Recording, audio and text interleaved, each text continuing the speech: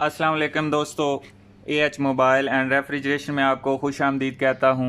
दोस्तों, आज की इस वीडियो में मैं आपको बताऊँगा कि सैमसंग J710 यानी कि J7 2016 F मॉडल है, इसका FRP किस तरह ख़त्म करना है। यहाँ पे दोस्तों आप देख सकते हैं कि नेक्स्ट का जो बटन है वो हाइड है, नेक्स्ट नहीं हो रहा, तो वाईफाई मैं कनेक्ट नहीं करूँगा। तो दोस्तों, शुरू करने से पहले इसको हमने केबल लगा लेनी है ये, और कंप्यूटर पे चलते हैं।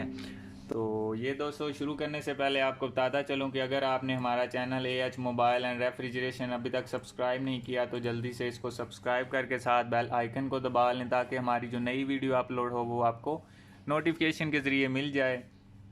तो ये दोस्तों UMT के ज़रिए मैं करूँगा। अगर आपके पास डोंगल है तो ठीक है, अगर नहीं है तो आप मुझे नीचे कमेंट में बता दें, और मैं आपको अगर आपके पास एक लैपटॉप है जिसको इंटरनेट लगा हुआ हो तो मैं आपको उसमें रिमूव करके दे दूंगा। आप मुझे जो है कमेंट में बता दें कि आपके पास आपने इसको रिमूव करना है। तो उससे पहले आपको ये ओपन करना है। ये मेरे पास UMT का सैमसंग का सेटअप है, इसको मैंने ओपन कर लिया है। और USB ड्राइवर सैमसंग के जो हैं वो इसी वीडियो की डिस्क्रिप्शन में आपको मिल जाएंगे। और एक चीज़ और भी आपको बता दूं कि अगर आप विदाउट PC करना चाहते हैं इसको, तो आपको इसी वीडियो की डिस्क्रिप्शन में नीचे लिंक मिल जाएगा। बगैर PC के किस तरह इसका FRP ख़त्म होता है, आप वो तरीका देख के उसको कर सकते हैं। अब दोस्तों, ये यहाँ पे सैमसंग का जो टूल है, वर्जन इसका 0.2 है। अब टूल्स के ऊपर क्लिक करनी है और यहाँ पे हमने सेलेक्ट करना है ADB मोड, क्योंकि हमने ADB मोड पे लगाया है। और यहाँ पे हमने इसको मॉडल देना है, इसका J710F ये मॉडल है। ठीक हो गया। अब यहाँ पे हमने रीसेट FRP इसके ऊपर क्लिक कर देनी है। तो यहाँ पे दोस्तों ये तो आप देख सकते हैं इसने फेल कर दिया है।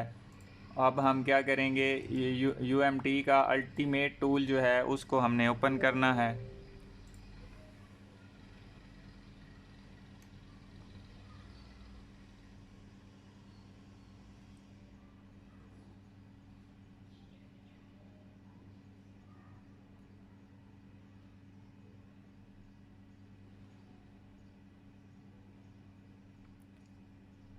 ये दोस्तों UMT का GSM टूल ओपन मैंने कर लिया है, यहाँ पे एक्सेप्ट कर लेते हैं।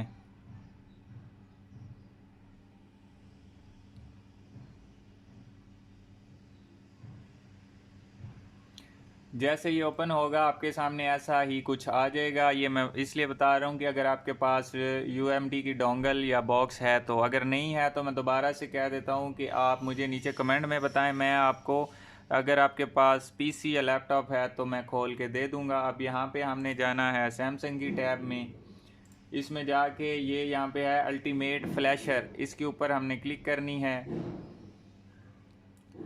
और ये आप देख सकते हैं यहाँ पे आ गया टूल इसका सैमसंग फ्लैशर 1.5। यहाँ पे हमने जाना है टूल FRP के ऊपर, और यहाँ पे हमने सेलेक्ट करना है FRP रीसेट न्यू मेथड। ठीक हो गया, और यहाँ पे रीसेट कर देना है। ये पोर्ट आप देख सकते हैं ऊपर ऑलरेडी शो हो रही थी।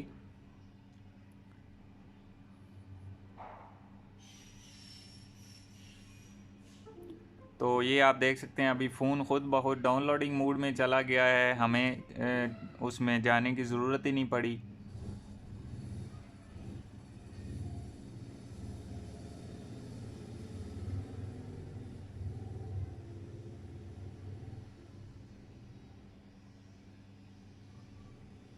और ये सैमसंग मोबाइल मोडेम इसके साथ ये पोर्ट 10 के साथ कनेक्ट हो गया है, पहले ये पोर्ट 13 के साथ था।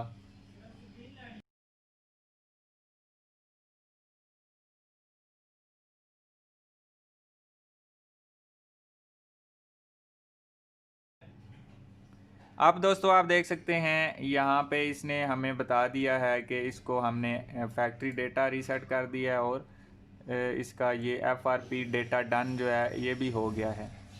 तो आप देखते हैं कि हमारे इस मोबाइल का ख़त्म हुआ है कि नहीं।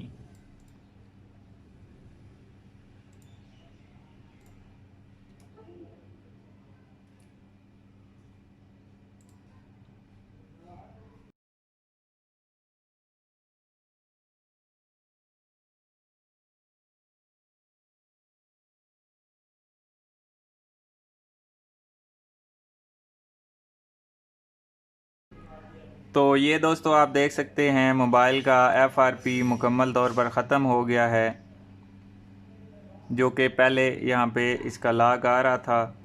तो इसका अभी मैं मॉडल चेक करवाता हूँ। दोस्तों मैं इसी के साथ उम्मीद करता हूँ आज की हमारी वीडियो आपको पसंद आई होगी। अगर पसंद आई हो तो लाइक ज़रूर कीजिए और शेयर कीजिए अपने दोस्तों में, ताकि वो भी इससे फ़ायदा उठा सकें। और दोस्तों मिलते हैं अगली वीडियो में एक नए से ट्रिक्स के साथ। तब तक के लिए AH मोबाइल एंड रेफ्रिजरेशन को दीजिए इजाज़त। अल्लाह हाफिज़, अल्लाह निगहबान, पाकिस्तान जिंदाबाद।